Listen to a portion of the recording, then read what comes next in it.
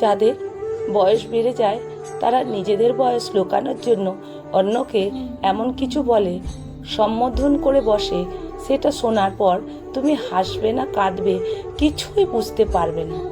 হাসি কান্না সে না হয় পরে হবে, তার আগে ঘটনাটা শুনুন। শনিবার বিকেলে ট্রেনে হাওড়া যাচ্ছিলাম।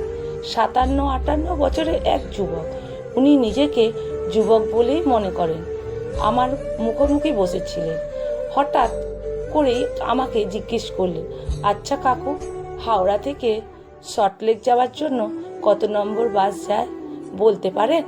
প্রশ্নের উত্তর দেওয়ার আগে ওনার মুখের দিকে তাকালুম। ভালো করে আমাকে কাকু বলে কেউ ডাকতেই পারে। যখন দেখি আমার থেকে 18-20 বছরের বয়স বেশি আধবুড়ো লোকটা আমাকে কাকু বলে ডাকছে, তখন আমার সত্যি হাসি পায়। নিজের বয়স লুকিয়ে রাখার এ এক অভিনব কায়দা। মনে মনে ভাবছি যে যেভাবে খুশি থাকতে চায় থাকুক না। ওনার প্রশ্নের উত্তর দিতে গিয়ে বললাম, বাস না ধরে আপনি বরং হাওড়া থেকে মেট্রো ধরে নিন, তাতে সুবিধা হবে। ঠিক আছে, তাই ধরবো, আমার বন্ধুও সেটাই বলছে।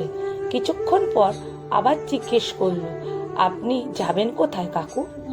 এবার কাকু বলে ডাকতে আমার আর অতটা অস্বস্তি হয়নি।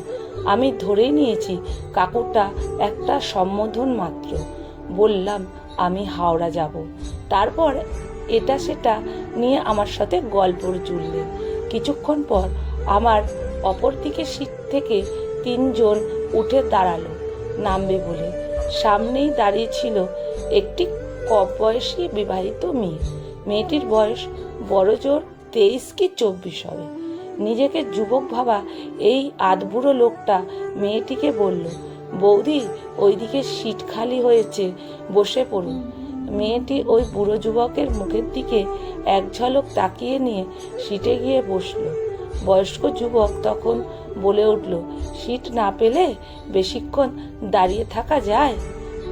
আশেপাশে যারা ছিল তাদের সকলের চোখ কান তখন এই আধবুড়োর দিকে। নিজের মেয়ের বয়সী মেয়েকে বৌদি বলতে 2-1 জন ফিক করে হেসে নিয়েছে ততক্ষণে, যদিও কেউ কিছু বলছে না। আমার তো রীতিমতন রাগ লাগছে। ততক্ষণে সন্ধে নেমেছে। ট্রেনের জানালাটা খোলা আছে দেখে এই বয়স্ক যুবক বলে উঠল, এই যে কাকিমা, জানলাটা বন্ধ করে দিন, বাইরে থেকে ঠান্ডা হাওয়া ঢুকছে। জানালার সিটে যিনি বসেছিলেন তিনি বললেন, কেন, তুমি ইয়ং ছেলে, এই বয়সে রক্ত টকবক করে ফুটবে, আমি বুড়ো মানুষ, ঠান্ডা লাগলে আমার লাগবে, তোমার কেন লাগবে? আরে আপনার জন্যই বলছি কাকিমা, ওয়েদার চেঞ্জ হচ্ছে তো তাই।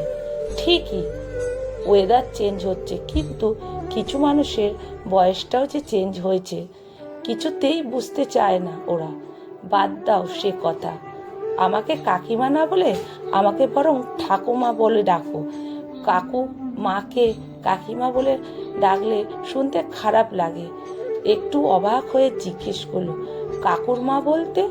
এই যে আমার পাশে বসা ছেলেটা যাকে তুমি কাকু বলে ডাকছিলে, আমি ওর মা।